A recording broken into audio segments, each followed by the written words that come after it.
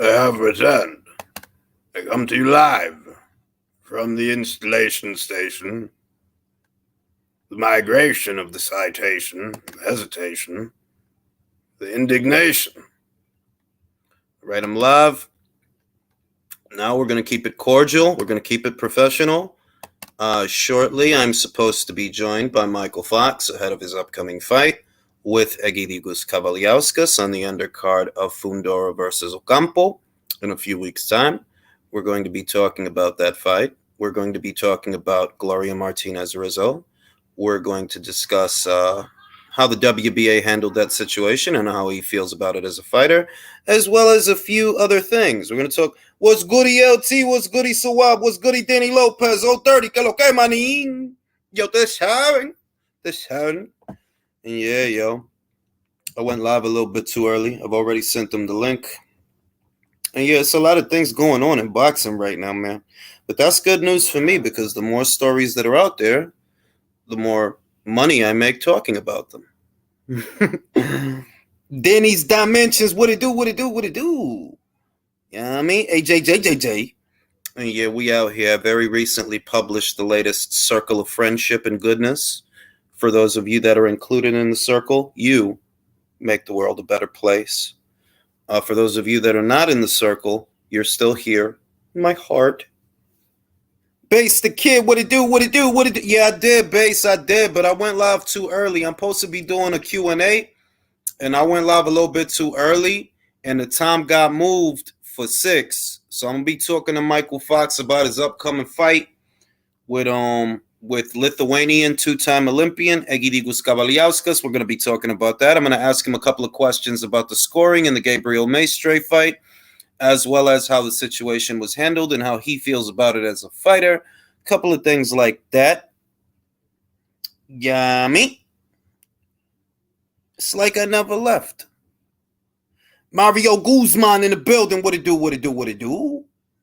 And yeah, man, I was very disappointed about this weekend's fight being canceled. But I guess the saving grace is that in the 4 or 5 weeks it will take to reschedule it, that will allow more time for promotion to raise the fight's profile even further. I kind of feel like Alicia and Mykal stole the show a little bit because the trash talk between them is priceless. But obviously, Shields versus Marshall is also an excellent, excellent fight. Love that fight. I just hope that everybody can make the weight comfortably because it's a burden on them. And I think what people don't realize is when you reschedule it like that, the fighters more or less have to perform a balancing act of staying at or around weight because their nutrition and their preparation and everything they've been doing has been for a specific day. And when you suddenly move it, they kind of have to perform a balancing act. And for some, that may hinder their performance. I hope not. I hope that everybody is as prepared as they can be. I hope everybody makes the weight okay. I hope everybody can keep their energy and all of that. You don't want me on a panel because what? Bro, I'm not doing a regular chat right now. I'm about to do a Q&A. I'm a cool guy, though. As I said on this... Oh, wait a minute. As I said... Oh, they talking to each other. I was about to say... Bro, what is you talking about? I told you that Katie Taylor was going to beat Amanda Serrano. I told you that Wilder would just get beat up even worse in the third fight than he did in his second. I said Natasha Jonas would beat Patricia Bergult. I said Bam will beat Sorung Visai. I didn't pick him to knock him out, but I did pick him to win. I said Devin Haney's going to beat George Kambosos with one hand. With one hand. I said that. What else? What are the recent picks that I did? Because he keeps telling me my picks suck, but, bro, I be right like 75 to 80% of the time. Sometimes more than that, to be real. I said Lubin's a good boxer, but I really think Fundora's going to be too much and he's going to stop him. So I don't know. Like, people jump on the internet and behave weird.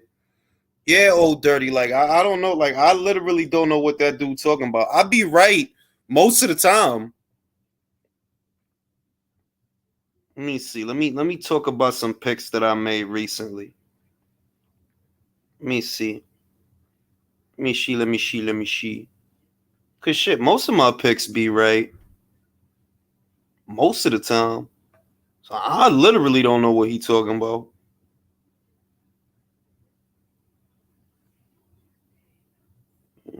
Yeah. Finally caught alive. IBR was good. Yeah, what's up with these fighters doing whatever they dad say? Well, the story with that is that the fight is going through, in spite of what Senior is saying. The fight is going through. So I mean, it could all be much ado of nothing, you know. Hey, Ring IQ, Cambosos pulls a major upset. Does Top Rank give Haney a rematch, or does Top Rank move Loma about? No, they'll move him into the Lomachenko fight. They can't delay that any further. I think if George were to win, he'd end up fighting Lomachenko for a big payday. He was willing to fight him before. I don't think that would have changed if he beats Devin Haney.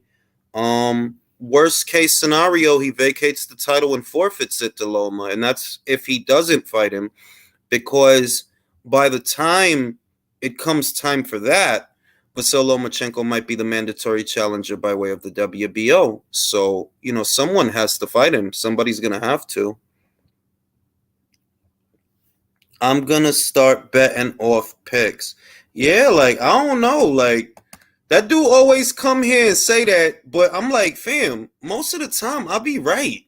I don't usually say that because I don't want to, you know, I don't want to like jinx myself, but I'm like, fam, what you talking about most of the time? What you talking about? That would be a duck. Popeyes would have been better.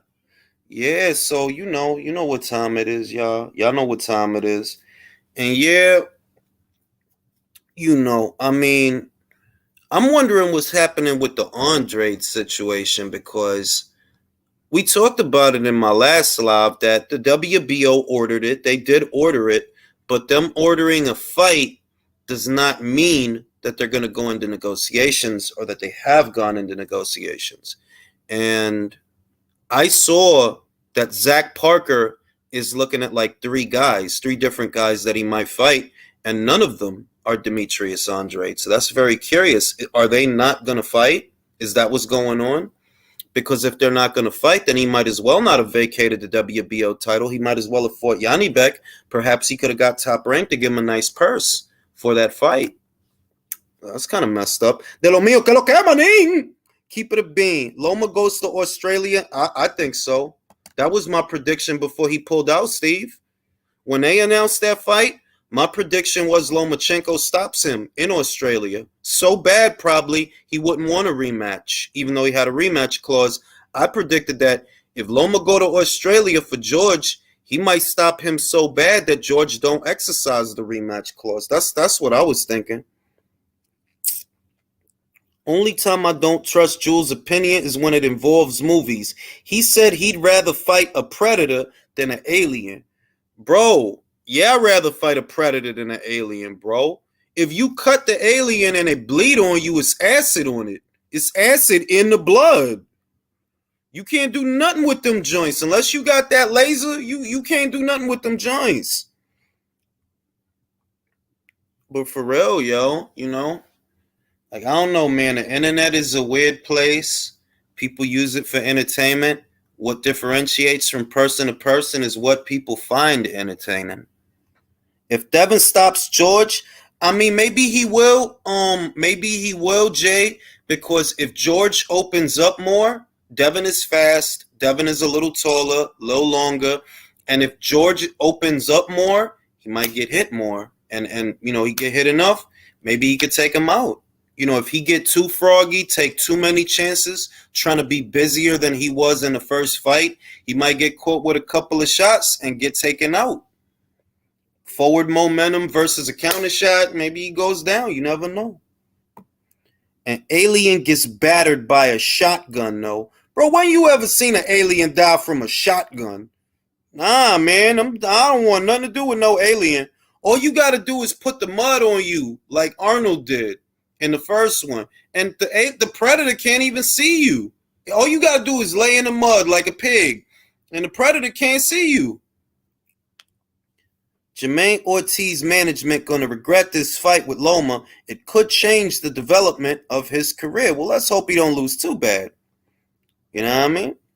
George going to attune with the wallabies of the land and knock him. Nah, I doubt that. Like I said, I feel like if he get froggier and he try to do more things in the rematch, he just going to get hit more. He going to be easier to hit. So I don't really like George's chances in that fight. Dímelo, Haney versus Loma 2023. Who and who wins? I'm going to tell you the truth.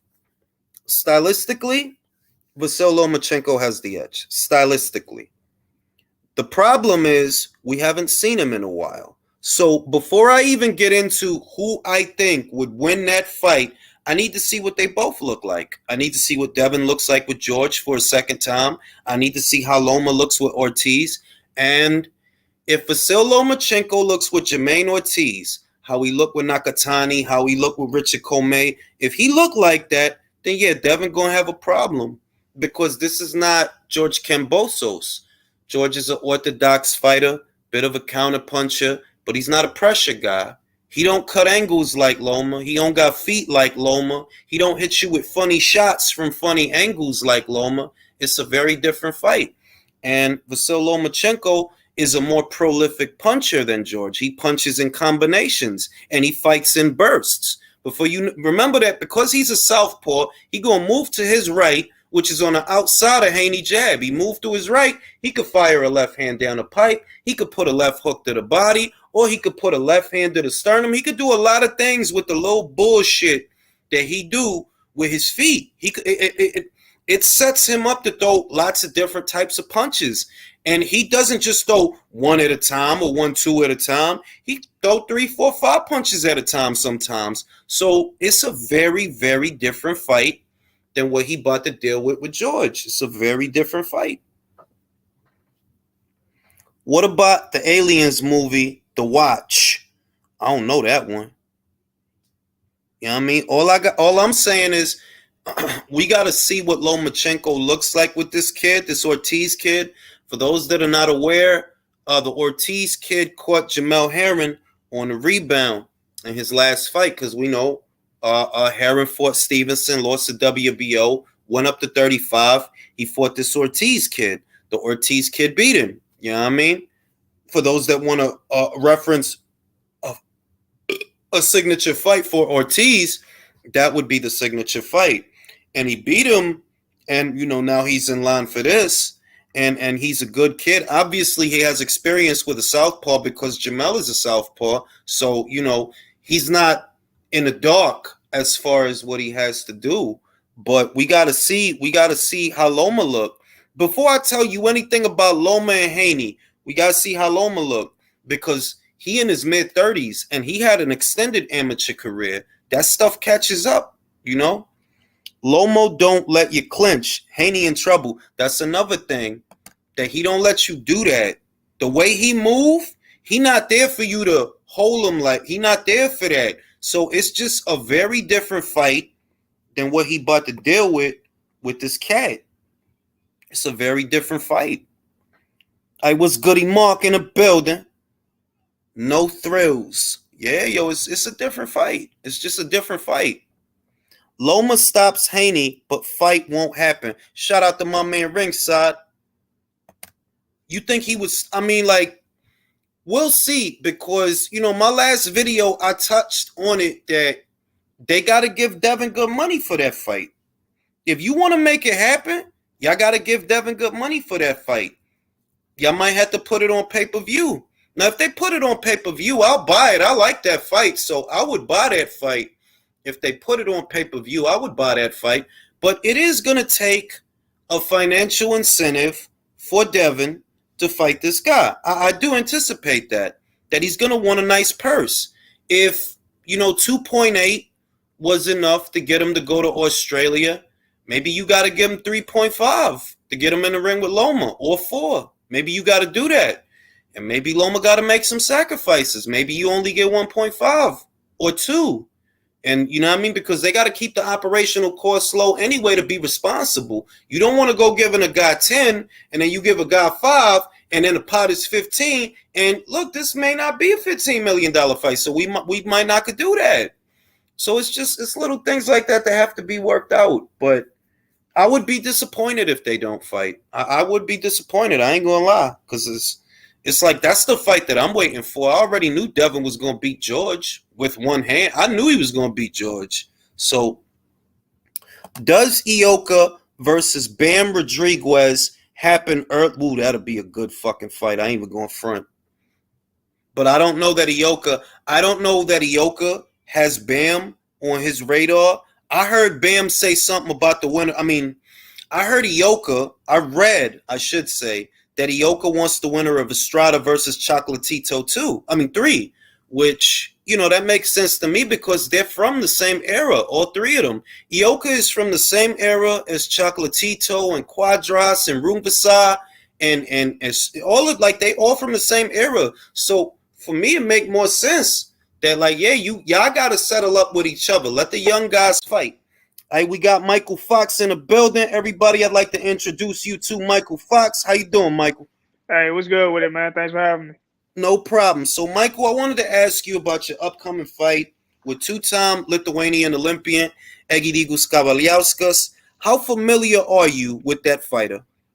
I'm pretty especially now. I'm pretty familiar. I've been watching what I could find on YouTube and everything, but I knew, I watched him fight Virgil Ortiz live. I mean, when it happened, I watched it on the Zone, and then I watched the Crawford. I was watching the Crawford fight, but I had to get on the plane. But then I circled back and I watched it. I watched him fight Mykal on ESPN. So I've been paying attention. Do you feel that because he's been in there with names like Ortiz and names like Bud, one of the pound for pound best in the sport, do you feel a bit of pressure that now that's the opponent that you have in front of you? I wouldn't. No, I don't necessarily feel like a bunch of pressure from it. It's an opportunity. You're not gonna get any. You're not gonna get any further in the sport if you're not fighting people who don't have a name and don't bring some type of danger. So we're not. His name's not. We're not really worried about that. We got Rich guy. It's just about what he's gonna do when he get in the ring. Very good, very good. Now, I really wanted to ask you about the controversy last year, that whole fiasco, a fight that we all know, anybody saw that fight, knows that you should have got the decision, but you didn't. How did you feel in that moment? When you were in the fight, did you feel like I'm winning this fight? I should get this decision, the fight with Gabriel Maestre? Yeah. I definitely felt like I was winning the fight. I felt like, I felt like I was winning the fight. I go back after the 12th round, I go back to my corner. You know what I'm saying? They're like, yo, you did it, you won, you're a world champion tonight.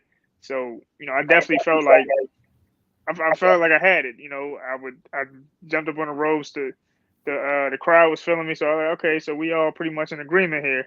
And then all the people that thought otherwise were the judges. And when they announced his name, I couldn't believe what I heard. I was just kind of frozen. I was stuck. And the judge, one of the judges involved, especially that had a controversial scorecard, Gloria Martinez Rizo.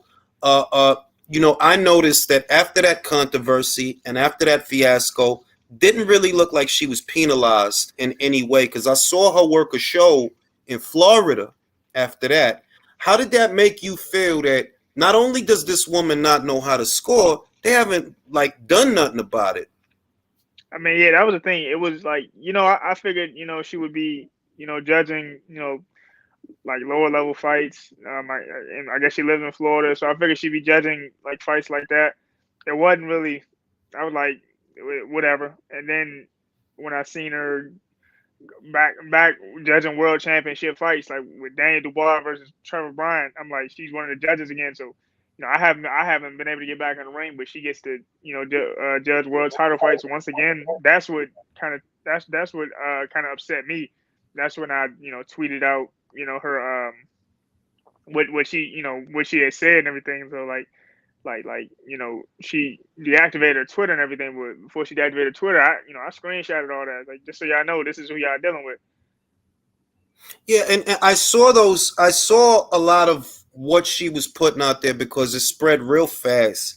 And I just thought, like, well, if the scoring wasn't enough, this kind of behavior, public behavior, any other place of employment would penalize an employee for talking that way. But it seems that the WBA was complicit with her scoring and complicit with her behavior. So has that altered your opinion of the WBA as an organization? I mean, even the before I actually signed the fight, people were complaining about the WBA. So I just figured, they're the organization that's giving me a shot at their title. I'm still in their rankings. So I mean, I guess this is just some. I guess that whatever antics or whatever they want to say is just something we got. People are content with living with right now. So I just got to keep moving forward. Mm-mm. And because I mean, like you should have got the decision, and everybody that saw that fight knows that. But that has that given you a motivation to go in there and make it even more emphatic when you fight a guy in the future? Like maybe you push for a stoppage now because you can't trust these judges. Yeah, I definitely look to be more dominant even than I was in that fight. Looking to be more dominant just to prove that just to show to everybody that that wasn't a one time thing. Like I consistently put out that type of work. So and biggest thing here, me and Machine got the right name to um prove that I truly belong. Mm, mm. Very good, very good. Now, I wanted to pick your brain because you're a fighter as far as a lot of little things that's happening. One thing that I see a lot of fighters is talking about, especially in the boxing community, is YouTubers. YouTubers that decide to lace them up. Now, I talked to a lot of fighters about this, many different opinions. What's your opinion on, guys like Jake Paul, guys like KSI? Does it bother you? Does it not bother you? I mean, I never really try to, knock people's hustle and what they're doing. But I mean, besides that, it all comes back to like, you don't play boxing. I mean, eventually they're gonna run.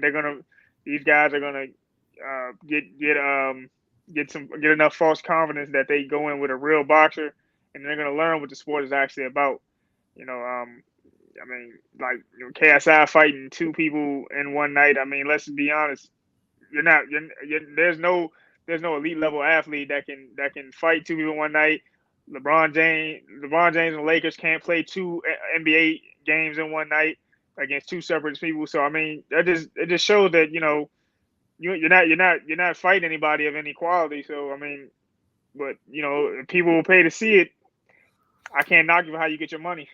Mm, mm. What do you think about Jake Paul taking on Anderson Silva? Anderson Silva, who actually shared the ring with Chavez Jr. and beat him in a boxing match. Do you think that's going to be the potential banana skin for Jake that he going to lose that fight? I mean, it can happen.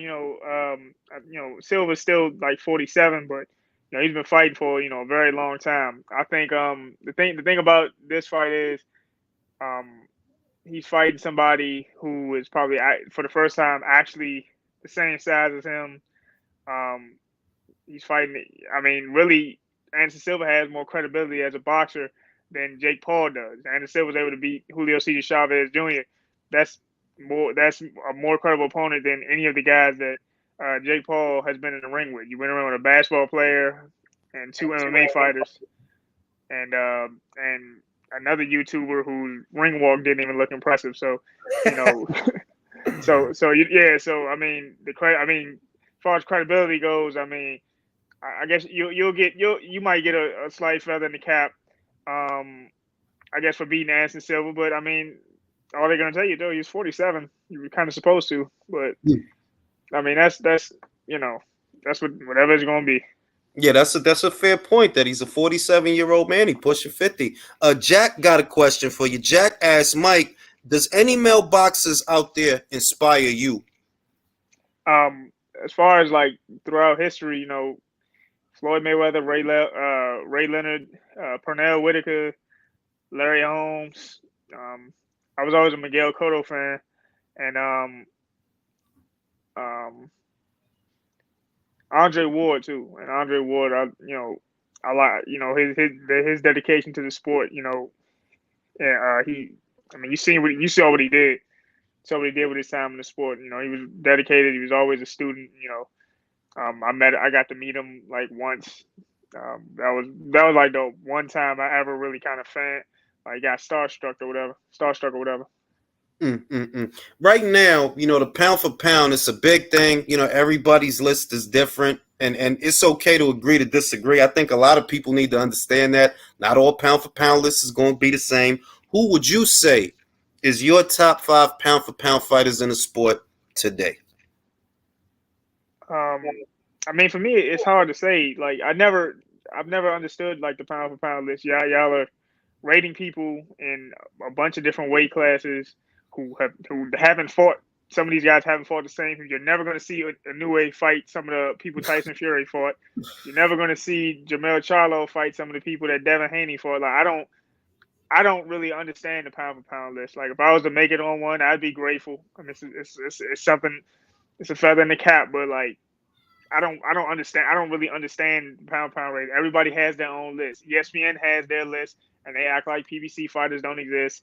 The Zone has their pound for pound list. They act like Frank Warren don't exist. So I mean, I don't know. I don't understand the criteria for the pound for pound list to make one. Well, I'll break it down for you because it's a lot more simple. See, you're not wrong that the powers that be use it as a marketing apparatus. They do, but that's not what it's supposed to be. What it's supposed to really be is for fighters like Henry Armstrong, that they traveled up a lot of weights and showed I got skills in different divisions. Like even if you put me 2, 3, 4 divisions up, I'm still the same guy. My skills is the same. Even if I ain't got size on my side, I don't got power on my side, I still got skills on my side. So the poster child, more popular known poster child for the pound for pound is Sugar Ray Robinson. So when you think of pound for pound, that's who you're thinking about. A fighter who's so skilled that even if you send him up there, even if he was at welterweight, even if you took him out of welterweight and put him up there at middleweight, the skills hold up. So that's your Manny Pacquiao, your Floyd Mayweather, your Andre Ward, your Henry Armstrong, your Roberto. These kind of guys that they showed, like Duran's best weight, everybody know it was lightweight, but he was so good, he was able to go up there to middleweight and have a competitive fight with Hagler. So that's basically what pound for pound is. That it's not my size that's winning me these fights; it's my skills. I feel it. I mean, what I'll say. With that being said, you got to put in no particular order. I think with that being said, with the breakdown you gave me, you got to put Shakur Stevenson somewhere wherever you want on that list. But you also got to put Devin Haney and Charlo. They both went undisputed. They cleared their divisions out. Yeah. I got them. They can be in there. Who else is thinking of somebody? You got to put, by that definition, you got to put Tank in there. And then you have to put Loma in there. Yeah, he went up some divisions. I ain't got either of them on mine, but that's the beauty part. That's when it becomes. But that's the thing. It's just so it's very opinionated. So yeah. But it's like look, you could. That's the beauty part, that you could formulate an argument depending on what your criteria is and what you looking at. You could formulate an argument and it could be cohesive. It could make sense. But that's all it is. Pound for pound is basically saying that if you got a bantamweight in Inouye, right? He 118 pounds. He might be a more skilled fighter than a guy at 147. So even though you bigger, right? Like the guy at 47, he might be bigger, but is he better? Nah, that 118 pounds of him is better than that 54 of him or that 60 of him. That's what pound for pound is. Oh, okay. Yeah, that's all it is. But like you said, the powers that be and the different media outlets, they use it as a marketing tool to promote their fight. And it's obvious too. It's obvious. Yeah, definitely. And that's just the game. That's just the business. Now we got a big fight that everybody's talking about. 2 unbeaten heavyweights. From the perspective of a fighter, Usyk Fury, how do you see a fight like that? I think because of Fury's height and he can be elusive. That's who I think would be capable of beating Usyk, he would. I mean, I think the people that could beat Usyk are Wilder or Fury. Both of the guys are 167, 169. You know, that's a lot of of ground to cover. You know, punching up, so we can take power off your shots. I mean, he's gonna be elusive. Usyk's gonna be elusive. He's gonna give angles and everything, but he's got to close a lot more distance. So I mean, I would pick. And that fight, if that fight would have happened, I would pick Fury just off of his stature. Now we got Spence, we got Crawford coming up. Well, I don't even know. Like it's like a fantasy fight. Like we all waiting, and I just don't. I don't like. I kind of gave up being honest with you because I'm like it's been 4 years. Yeah, you know what I mean. But if it gets announced, how do you see that fight? For me, that fight's just a toss up. I think Earl has a solid jab and a very technical offense. I think Crawford is a good counterpuncher. I think Crawford's a great counterpuncher. I think Spence is better on the inside. Crawford is better, probably a little sharper at the mid range. That gives him space to counter, step back and forth, and things like that. So, I mean, it's a lot. It's just a lot of things. That's one I'm actually toss up. That's a toss up in my opinion. My dad, he's pretty set in stone on Earl Spence winning, just off of him, being a welterweight for longer. I think he thinks that Terrence is naturally too small, but like the one thing I do know is like Bud is like it's not even punching power. Like he's like a physically strong dude, like. He's like physically strong, so when they get to tussling around, I think he would prove to be he was proved to be able to handle the weight a little better than what most people think. Oh yeah, I mean the kid comes from a wrestling background. I think a lot of people don't know that about Bud. Come from a wrestling background. I don't think. I mean, like for me, I understand your dad said on air rule. Like I get it. It's boxing. We all got our picks. For me, I gotta go with Bud. Because he could switch with the left or the right, and that's a great tool to have. You could set up the straight right, or you could set up the straight left, and right.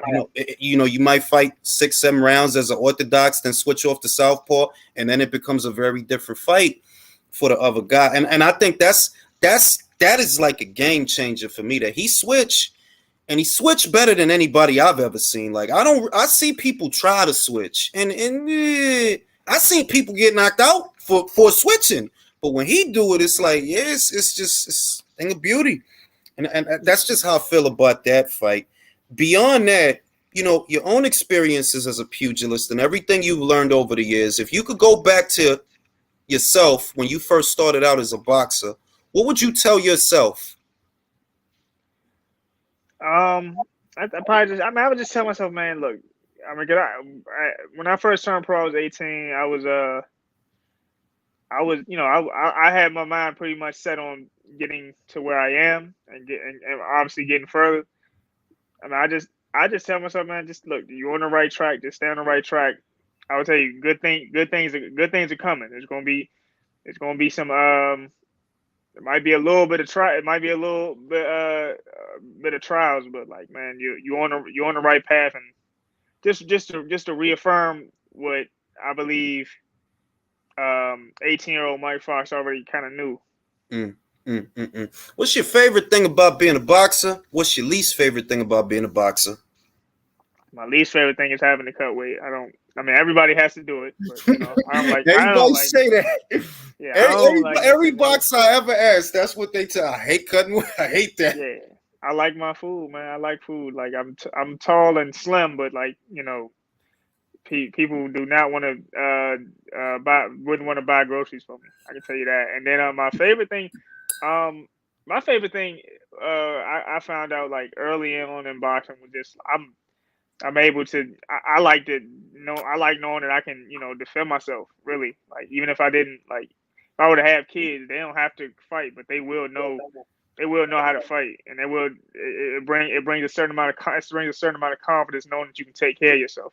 And boxing, besides just like learning how to fight, boxing taught me how to eat properly, taught me how to exercise, and it taught me discipline. So I just like the person it turned me into. Very good, very good. Now, do you have a top 3 boxing movies? You know, like that, because there's a lot of boxing movies out there. What's Michael Fox's top 3 or top 5 boxing movies? And if Michael don't watch boxing movies, what's Michael's top 5 movies that he like to watch? Michael watches boxing movies. I watch them, and when you end something, you can kind of say it wouldn't go like that, it wouldn't go like that. But when I put that to the side, I could say one of my favorite boxing movies, Rocky 3. I thought that one when he fought Mr. T the second time, and he was sticking and moving and stuff like that. Just that whole movie, like when he told him, man, you had 10 title defenses. Those guys were good, but they weren't killers. They weren't this dude. You know what I'm saying? He needed to be brought back down to earth. And then you had it's a movie called Bleed for this. It was about Vinny Pazienza.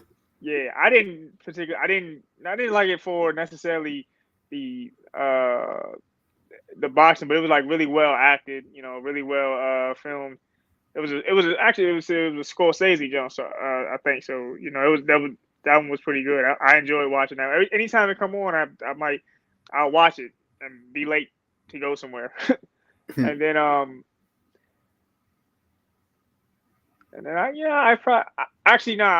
give it Creed too, just because Patrice Harris from Headbangers Book, he was in it. That was kind of a big deal. Like I saw it the night of, because I saw a friend in a movie. I saw a few people I know personally in that movie.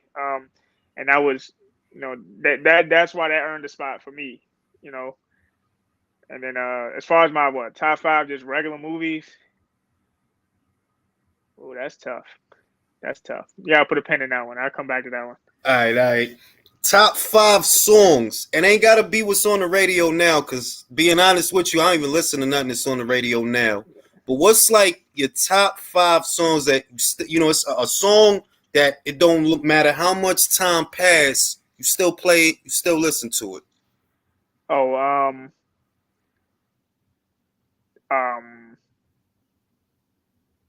Anything from the Black album from Jay-Z. And then as a song, I always like Still D.I.E. Still, yeah. That's the classic. For the gangsters all across the world. Lolo, yeah. And then classic. Yeah. And then we got it. So it sounds like, it sounds like you got a taste for classic hip hop. So I'm going to ask you, because this is how I feel personally. That's the music I grew up with as a child. But I feel like it's changed in a way where I don't enjoy it as much as I used to. Is it the same for you? No, I think I still pretty much enjoy it, because I'm 26, so I hear of course I hear the new stuff. Like my favorite rapper is actually J. Cole. Yeah, so I listen to new stuff as well as old stuff, but like I listen to old stuff because like growing up, my dad drove us to and from school and everything, and he was listening to like his main people he listened to. I remember listening to Scarface, Ice Cube, and probably Snoop Dogg. So my ear for older music comes from that, and I still like that stuff as well as some of the new stuff. Like I like Lil Baby, of course. Everybody likes Drake. I'm a big Pusha T fan. He's coming to he coming out around my way.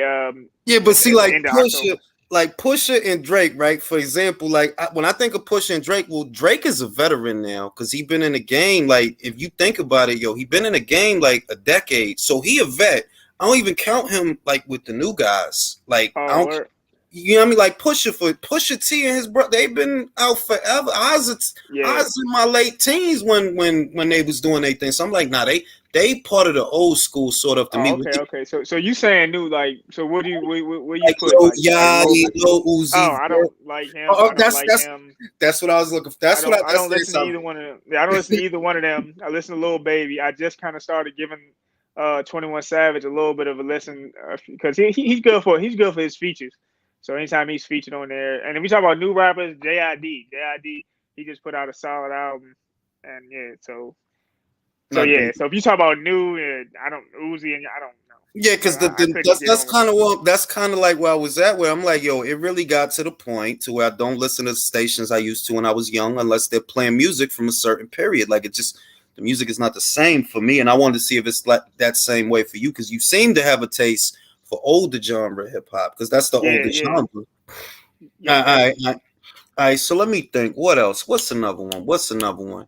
After you do the weighing, you make your weight. What's your go-to meal after you make the weight? What's the first thing you looking to eat after you make the weight?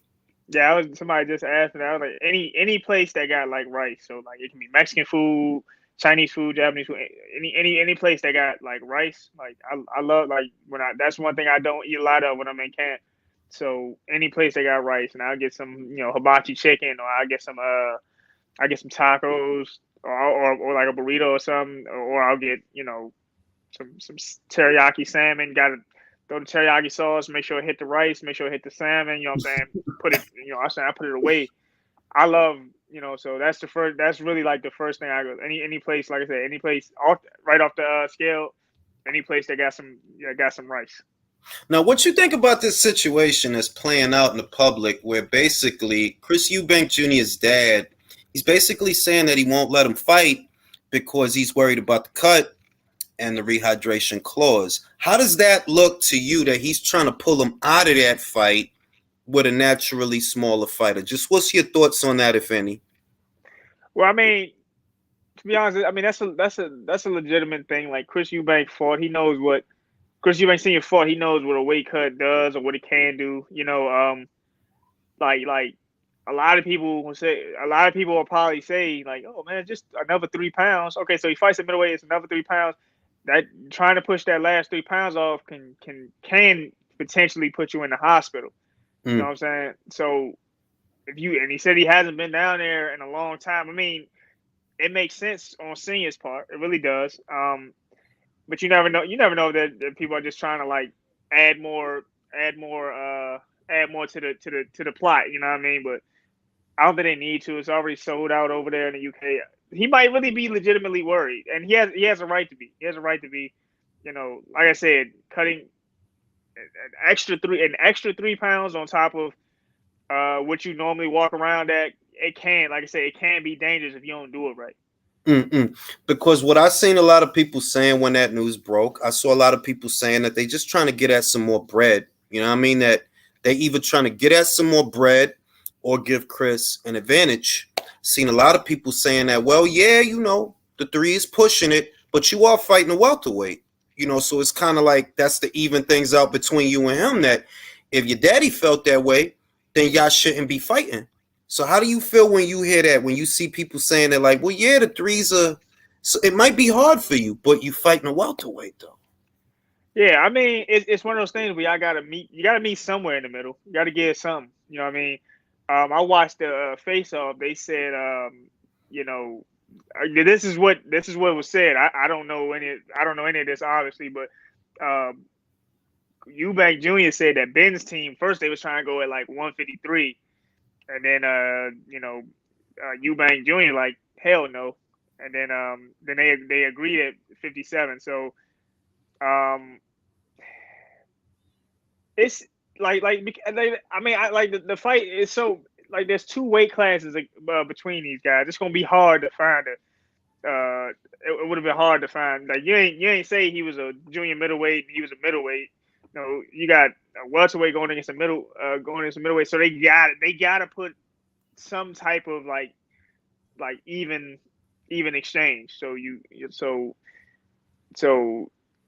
he's going up. So Connor's going up 10, and Chris coming down 3. Eubank has to pull off an extra 3. I mean, honestly, I think at 157 it kind of balances out because for most of Ben's camp, he's going to be fighting around 57, 55 between like he's going to be training around that weight. You know what I mean? So now he doesn't have to just do a hard cut. He'll just be where he needs to be. So that's the trade-off when you do have a bigger guy, but your camp can be a little bit more comfortable. So that like the weight cut isn't that's not gonna worry you at all. That's one thing you can cross off Yeah, your list, take for out your Ben, mind. So yeah, for Ben, he probably because Ben not going, just like you said, it's not like he ain't really got to cut a lot. He basically had his walk around, right? right, That's where he at. Whereas for Chris, yeah, it's a headache, because you got to try to cut the 3, and that might not leave you with a lot. But one right. thing, and I kind of feel this way myself, that you fighting a welterweight, like you could have, looked at Demetrius Andre. Could have looked. That's my point. Yeah, that's You what I could don't have understand. looked Like, at him. You right. could have looked at that Kazakh kid. What's Yanni Beck, right? Yeah, If you ain't, it's like to me, it's kind of like, well, if you ain't want to have to do this, right? Because it's hard and it's true. Cutting that 3 is hard, but then you shouldn't be fighting a welterweight, bro. yeah. I feel that. I mean, like they doing it like that fight would only sell in the UK because of their last names. Okay, they're second generation, pro fighters and everything. It's going to sell over there. But like, if you take the business, if you're looking at it from the kind of like the business aspect, if you take that out of there and just look at it from like from a fight perspective, like Andre needs a credible name on his resume. Jamal Charlo needs a credible middleweight name on his resume. You have the name, and they have world titles. Like you could have that's a fight. Those fights could have been made. I mean, if you were willing to come to the States and whatnot. But honestly, this fight is probably going to get him more money. To be honest, of course, like I do agree with that, but it's kind of like each to me, at least for me, because I follow his career a long time, and I'm like, look, man, Andre was there with that title for a long time, and he couldn't get, and he couldn't. He was like Golovkin is Golovkin, and he going Golovkin. That's it is what it is. But you was there, and he needed somebody, and it's like, so you more hype to fight a welterweight. All right, then bet. Then you get what comes with that. This is what comes with that. The 3 pounds you got to give up, that's what come with that. Now, if you ain't want to have to do that, could have fought Andre. Yeah, definitely. You could have fought Andre. You probably could have got, like, you worked with PBC before. You could have got Jamal Charlo. People would have, and those are fights people would have got up for. I mean, people are going to get, over across the pond, they're going to get up for this fight. If I can find a way to watch it, I'll watch it. I mean, truthfully, I'm rooting for Conor Benn just because, like, dude, you're middleweight. You're supposed to mollywop this kid. Why you ain't fighting Why you ain't fighting nobody your weight? That's why I don't pity. Like, I ain't want to say it, but I'm like, I don't pity Chris in this shit, because I'm like, fam, it was people there for you to fight, and you could have fought them. And you fighting this welterweight, so it's like, well, you got to get what come with that thing, because he a welterweight. Absolutely. You got like you had like that's the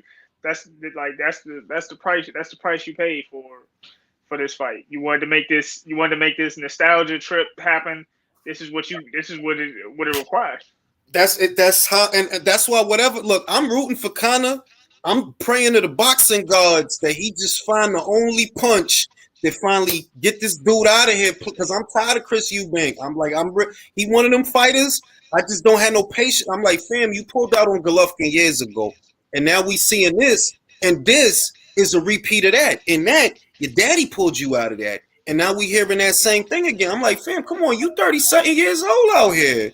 Your daddy. Yeah, like what you want to do? What you want to do with this sport? Like I'm imagining you want to cash out, which is understandable. Get as much money out of this game as you can, because when it's done, you in the back of people's mind. I can appreciate that 100%. But I mean, this is just. I ain't trying to say necessarily it's a circus, but I mean, no, but it's not hating to say. Ben, yeah, if you beat Conor Benn, you were supposed to. If you lose to Conor Benn, he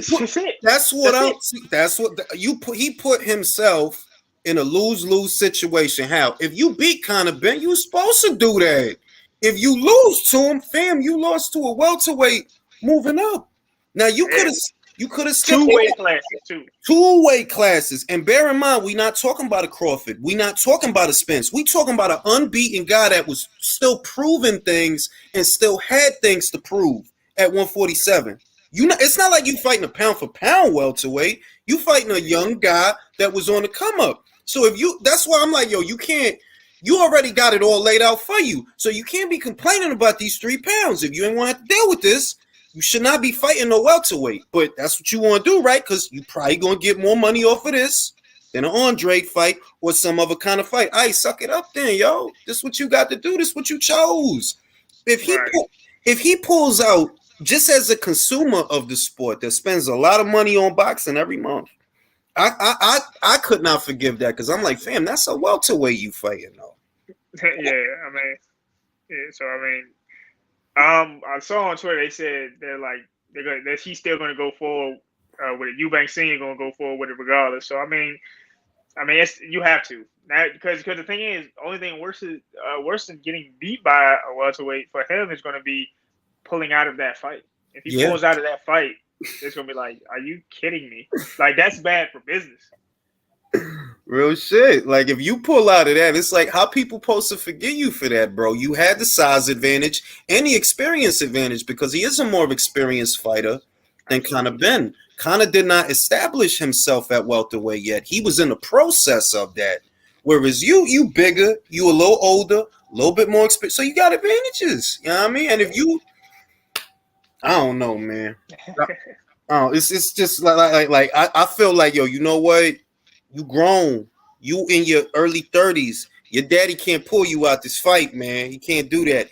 Drew asks, what pay-per-view does Mike not like buying? I don't buy the YouTuber stuff. I don't buy that. I don't buy that at all. I'll wait to hear about it, or if somebody has like, yo, I'm gonna have a fight here. Like, all right, I come over. You know what I mean? Just because like I know they will. The YouTubers do typically put, actual fighters on the undercard. So like I wanted to see Amanda Serrano fight. I want to see guys like Montana Love fight. I don't really care for the circus. Drew asks, as a boxing fan too, does Mike like the DAZN fights? Yeah. I mean, I watch. I watch almost all boxing. Like if it's a good matchup, or if it's somebody I know, let me say I like the DAZN fights too because a lot of my friends, people I've trained with and stuff before, like Lamont Rose Jr., shout out to him. He's a Golden Boy fighter. George Cone, Ashton Cone, they're Golden Boy fighters. They're the biggest reason I keep DAZN. But my brother went to Joshua Boassi's training camp, so I stuck around to watch. I keep it, watch guys like that fight. I know a few people. I know a few of the names overseas. So yeah, I don't mind it. Shout out, yeah, I like the DAZN fights. Speaking of DAZN fights, you got the light heavyweight contest between Zurdo Ramirez and Dimitri Bivol. Zurdo's a very big guy. Even for light heavyweight, he's a very big guy. Rehydrates to as high as 200 pounds. How do you see that fight? That rehydration, that really rehydrate that high, that's going to play into his favor. He's going to have to, apply pressure. He's not short, but he's going to be, but he likes to apply pressure. It's going to be easier. It'll be better for him to do that, at 200 pounds, because like even Bivol, he was a light heavyweight, bigger than Canelo, but I don't think he gets up like that high. I think he might get back up to like 185. Yeah, something like that. So that's what's gonna make the card interesting. Then the question, does Bivol have enough punching power to essentially take out a cruiserweight? You know what I mean? And or is Ramirez going to be able to apply enough pressure that Bivol ends up just looking too little? Like that was the thing about Canelo. He looked too little.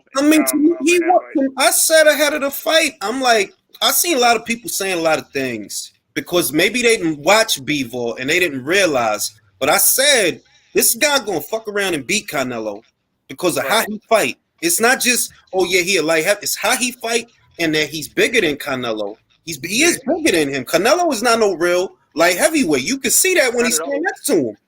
Right, yeah, it looked like a little brother versus a big brother. Like the thing is, he thought it was he thought he could do it. Like it's a difference in fighting a you picked Kovalev at the right time, but that gave you false False confidence. You confidence, picked yeah. Kovalev, you didn't pick Kovalev before the Andre Ward fights. You picked him after those. He got stopped by Elidier Alvarez. He's looking he's able to be hurt now. You knew what you like I told you, but I said Canelo knows what he's doing going up to 175 now. 2, maybe 3 years before that, he wouldn't have dared go up that high. And 10-ounce gloves and things like that to fight Kovalev. But this wasn't the same Kovalev, and he knew that. But his victory over Kovalev made him think that a young in his prime Dmitry Bivol is it's going to be just like him. And I mean, he found out the hard way. I mean, there's weight class for a reason. Well, that's what I said after the fight. They told me that we get into arguments, the fans, we get into arguments with each other, and I said, like, look, man, size matters, man. Like, when weight classes is not there for decoration, that shit matters. Absolutely.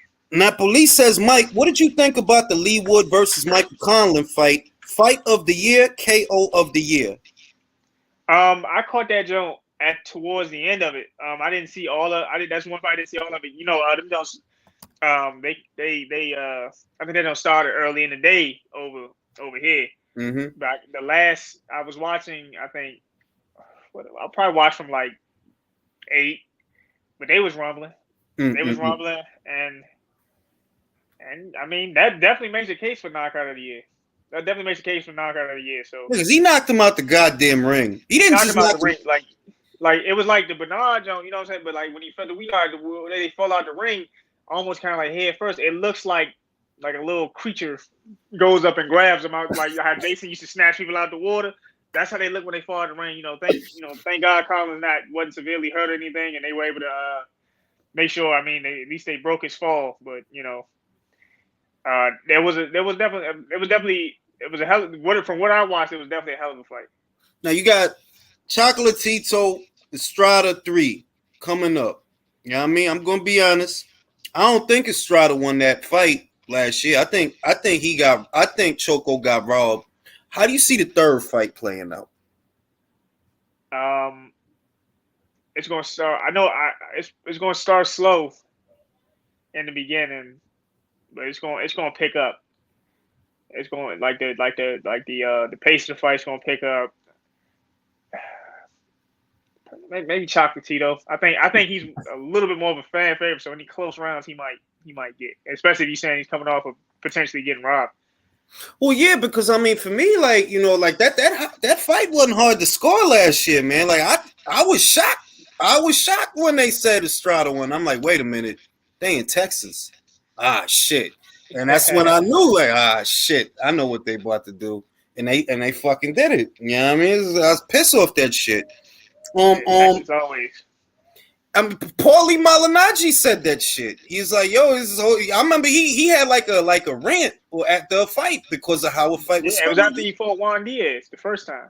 Yes, and when they fucking fought, when Chocolatito fought Estrada, where was that? It was fucking Texas. So I'm like, I already know what the fuck y'all doing. But it was clear to me that like, nah, man, y'all can't rob this dude. This shit was easy to score. This was easy. We'll see how the third one go. Let me think. What's the last thing? All right. Got Clarissa Shields. You got Savannah Marshall. I mean, Shields is the boxer. Marshall is the puncher. Ambidextrous, switch orthodox, switch southpaw, but Clarissa, double gold medalist, 2-time undisputed 3-division champion. You like for the fight? I'm going with Shields. I met her personally. I know, and plus, like, one thing about Savannah Marshall, like, that's the only person I ever heard of that could like ride a amateur victory. Well, I mean, yeah, she basically rode an amateur victory all the way to like a world title and everything. I mean, if you really being honest about it, like the thing is, if Clarissa Shields would have been a dud, that win that she had over her wouldn't have mattered. Her pro debut, I watched her pro debut. I'm pretty sure, or one of her early fights. It was like, yeah, she's the last woman to ever beat the 2-time gold medalist Clarissa Shields and all that. You know what I'm saying? They rode. I mean, and I came in gotta ask with you the though. start of that. Do you think it's gonna be competitive though? Because look, this is what I'm gonna say. I seen her fights. The girl hit. She hit hard. She hit real hard. And that's what I kind of give it at. Like, look, if she catch, Shill's got the boxing, she got the speed, she got the foot position. But if you get hit with one of these shots, might go out. Yeah, that's it, and that's always going to be a looming thing. But I mean, we've seen.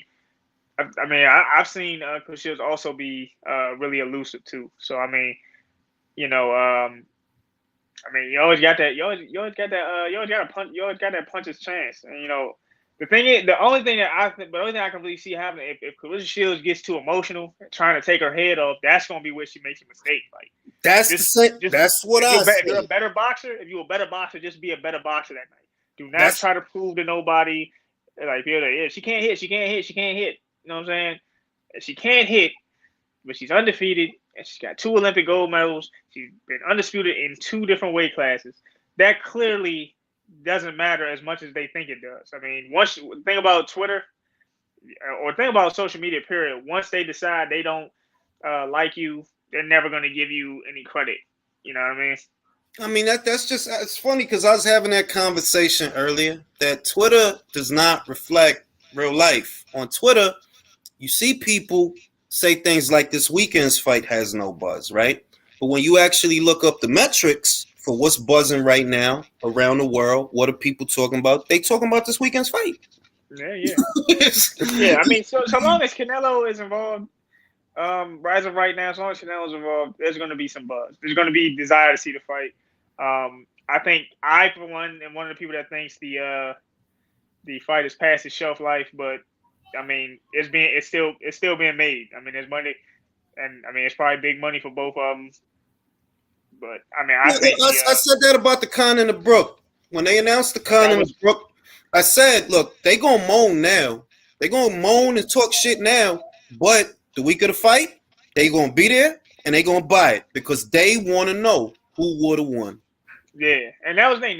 The thing about that fight too is like, despite it they talked about it for years. I remember they talked about that fight for years.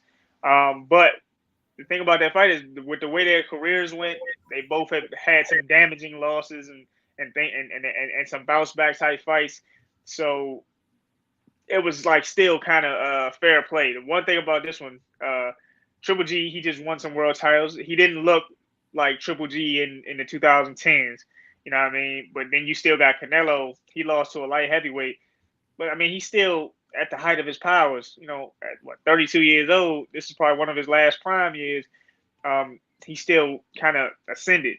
He's still been ascending or holding court. You know what I mean? Whereas Triple G, he started slowing down. The fight with Derevyanchenko and the fights, the Marauder fight was, he got the stoppage, but he's not looking. Got hit. He got touched. No more. Yeah, he's not looking invincible no more.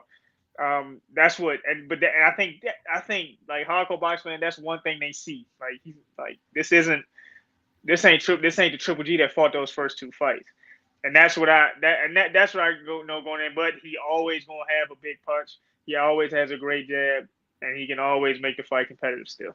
All right, last question. How's that fight going to end? A lot of people saying a lot of things. I see a lot of people still hoping Golovkin could somehow figure it out. I don't feel that way. I think he got hit a lot. He got hit a lot for a man that's 40. And I think I got Canelo. I got Canelo either by a decision because Triple G kind of I got by decision or like the ref. I mean not the ref. The corner might have to stop it. Like they might Triple G, you taking too many punches. You ain't giving enough back. Never round like that. I'm stopping it. Then he's gonna be like, no, don't stop it. I'll be drawing my shoulders, but you know what I mean.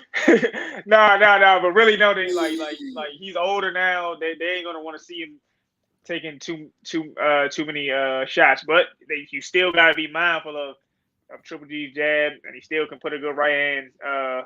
He still put a good right hand on somebody. So I'm going with Canelo by 12-round decision. I'll say I agree with the drama show accent. I see a stoppage, but I don't see it. I see a stoppage, I'm not a cold knockout, not a cold knockout, but what you just that's what I've been telling people. I'm like, yo, he gonna get hit a lot. He gonna get hit a lot, and it's gonna get to the point where the ref, like, he ain't gonna be asleep, but the ref might stop it or the corner. Yeah. Because somebody's gonna if it gets to a point where somebody's not liking what they see, that can be the thing. Funny enough, I just watched last night. I just watched Ali Holmes. So I've been watching a lot of Larry Holmes lately, but I just finally, I knew how that went, but I finally watched that, and just to see, and what made the fight kind of really bad. Like if you watch it on TV, like way back in the day, Howard Cosell's commentary where he's like, "This isn't the Ali that we once knew. That gave us the Thriller in Manila, and he gave us the fights against Sonny Liston. This isn't that same man," which people needed to know, but like. And people, a lot of people's mind, they were like, "Man, Ali's back for one more big night," and they're like, and with Larry, like, "Look, man, I'm younger, I'm sharper. I've been in the ring with him before, like, That's a part of the reason that a lot of people hated Larry Holmes, man. A lot of people, they didn't like Larry because he did that to and he just doing his job, but they resented him for it. I'm supposed to lose. Like this ain't like basketball. Like when Kobe retired, everybody kind of just let him get his shots off. Like this is his grand closing. A grand closing for a fighter is him putting the pause on somebody. Was Larry supposed to just get his ass beat? Like, yo, this motherfucker still punch hard, yo. I'm not about to just take a bunch of punches from him for y'all to be happy. Motherfucking Oscar beat Chavez, right? I hated Oscar for that shit. When I was a kid, I hated him for that shit. Like, because Chavez was my guy when I was a kid. And I hated it. So I know they was mad at, among other things that was going on, they hated Larry for that shit. They did. Yeah, definitely. That's probably. I mean, I think that's why he's probably underrated as a. Obviously, I wasn't alive for that time. I'm watching all this stuff back now, but if he was labeled underrated, it's because it's because they were mad at his what he had to do. He had to do his job. I can't take an ass whooping from him for y'all. I can't do that. I have stuff I want to do in the sport. Mm-hmm. Also, it was a hard act to follow. You come in the era after Joe Frazier, Ken Norton, George Foreman, motherfucking Jimmy Young, all of them. It's like that was a golden era that you coming in behind. So it's like it's a hard act to follow. The next era heavyweight, but you're like the very, very next era. You weren't